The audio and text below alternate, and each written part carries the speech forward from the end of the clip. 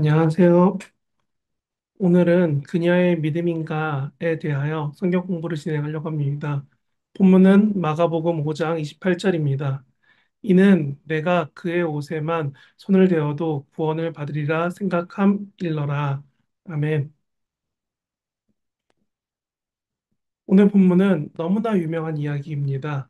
12해 동안 혈루증을 앓던 한 여인이 있었습니다.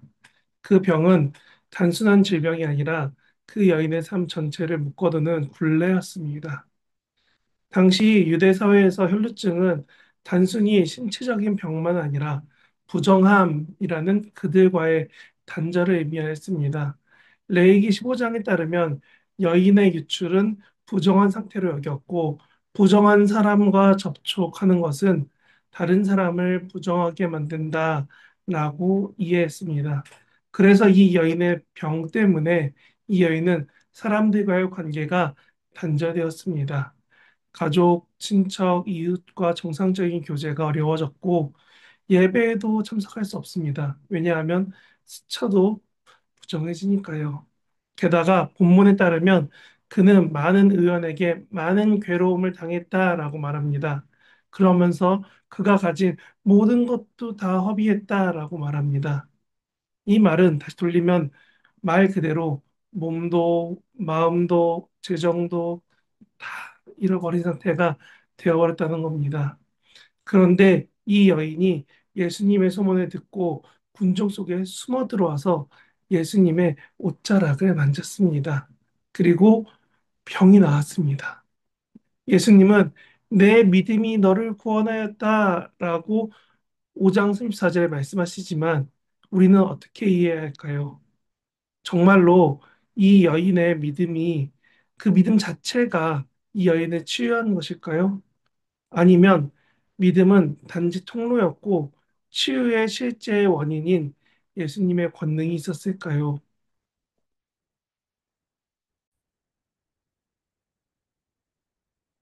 오늘 우리는 이 질문을 가지고 본문을 더 깊이 살펴보려고 합니다. 마가복음 5장은 회당장 야이로의 딸을 고치기 위해 가고 있는 그 이야기 더하기 혈루병 여인 이야기가 끼어들어온 구조로 되어 있습니다. 근데 이 구조에서 혈루병 여인 이야기는 중간에 들어와서 마가가 의도적으로 이 두 사건을 연결시켜서 해석하고 싶어 하는 그 의도를 복음서에 남겨두었다는 겁니다. 그리고 이 두 사건 모두 절망적인 상황에서 예수님이 어떻게 그 권능을 나타내시는지 보여주는 본문들입니다. 그리고 이 두 이야기는 모두 믿음이라는 키워드를 가지고 있습니다.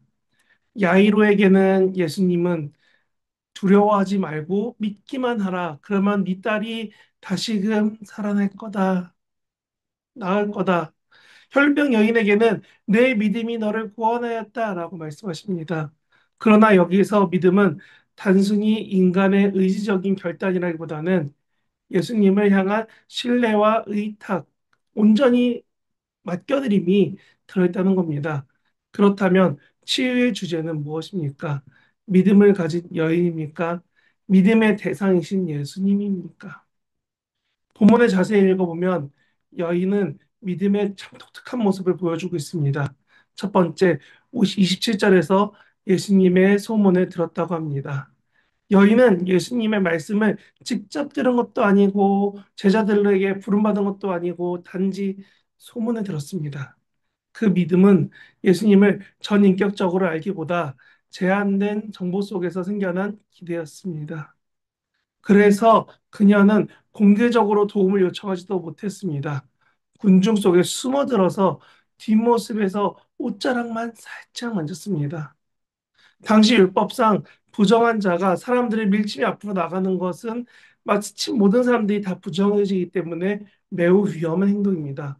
그래서 그녀는 몰래 다가와서 치유받고 조용히 도와가려고 했을지 모릅니다.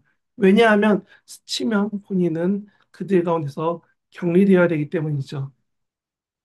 그래서 그녀의 믿음이 참 놀라운 믿음이 되는 겁니다. 내가 예수님의 옷에 손을 대어도 구원을 받으리라 생각했다더라.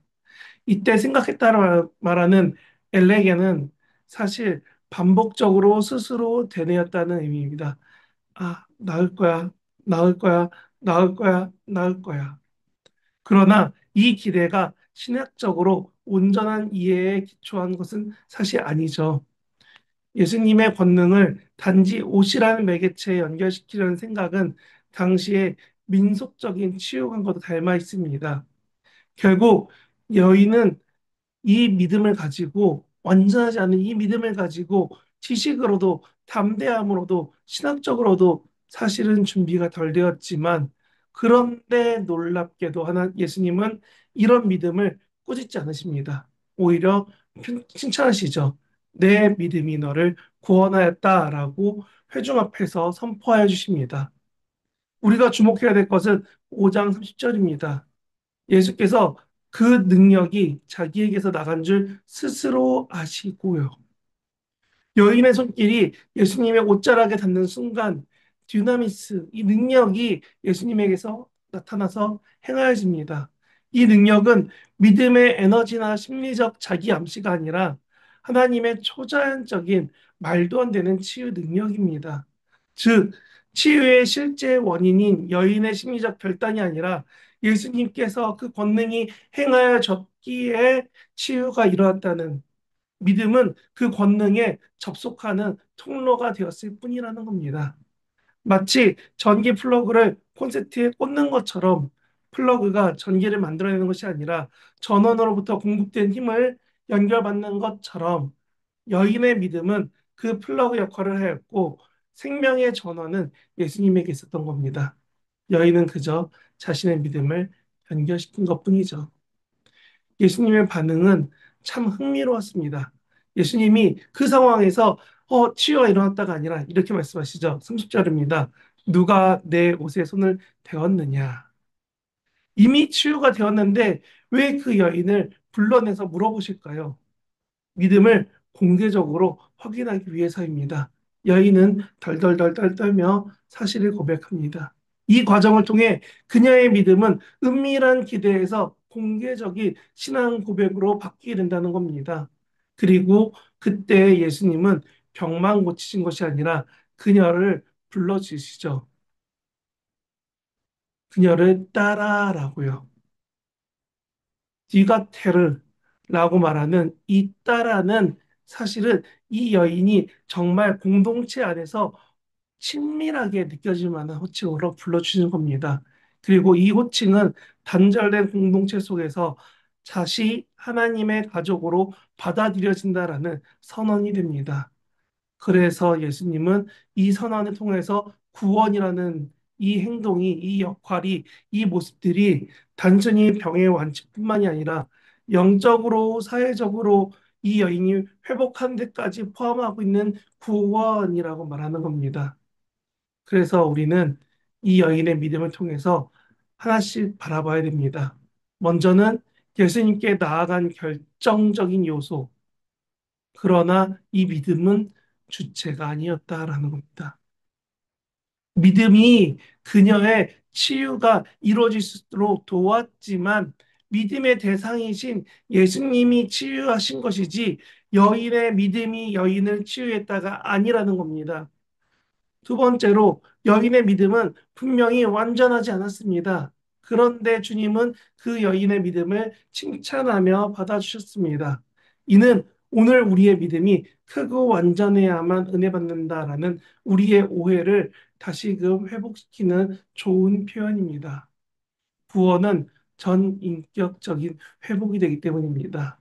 단순히 병만 고치는 것, 단순히 그 상황만 살짝 모면하는 것이 아니라 관계가 회복되고 영혼을 살리고 공동체를 다시 회복시키도록 하나님이 그 뜻하신 말을 예수님을 통해서 나타내셨다입니다. 그래서 마가복음 5장은 혈변 여인 이야기를 통해서 이렇게 말하는 겁니다. 치유의 실제 원인은 여인의 믿음이 아니라 예수님의 권능과 은혜입니다. 그러나 여인의 믿음이 있었기 때문에 그 은혜를 받아들이는 통로가 되었다라는 겁니다. 그리고 그 은혜는 우리가 믿음을 갖고 있을 때 붙잡을 수 있는 통로라는 겁니다. 그래서 에베소서 2장 8절은 우리에게 말합니다. 우리는 믿음을 자랑할 수 없다. 왜냐하면 하나님이 주신 선물이기 때문이다. 라고 말하는 겁니다. 오늘 우리도 혈병 여인처럼 연약한 믿음이라도 예수님께 손을 내밀어서 제발 도와달라고 요청해야 됩니다. 그러면 그 순간 주님의 능력이 우리를 붙드시고 우리의 삶을 회복시키실 것이기 때문입니다. 오늘 우리도 같이 손 내밀어서 예수님의 옷깃이라도 만져보는 우리 모두가 되시길 진심으로 바랍니다. 네, 기도합니다. 하나님, 오늘도 우리를 붙잡아 주시옵소서. 온전히 주를 바라볼 수 있게, 주와 함께할 수 있게, 주님께 주신 믿음 붙잡고 살아갈 수 있게, 우리도 여인처럼 부족하지만 불완전하지만 예수님께 하나님께 나아가려는 그 믿음 가지고 하나님 앞에 나와 기도할 수 있도록 우리를 붙잡아 주시고 용납하여 주시고 사용하여 주시고 사랑하여 주시옵소서. 오늘도 우리와 함께 하시며 우리의 기도 가운데 아니 우리의 삶 가운데 더욱더 크게 행하실 그리고 놀랍도록 그 많은 일 가운데 우리를 사랑한다 말씀하시고 우리의 믿음을 귀하다 칭찬하시는 예수님의 이름으로 함께 기도합니다.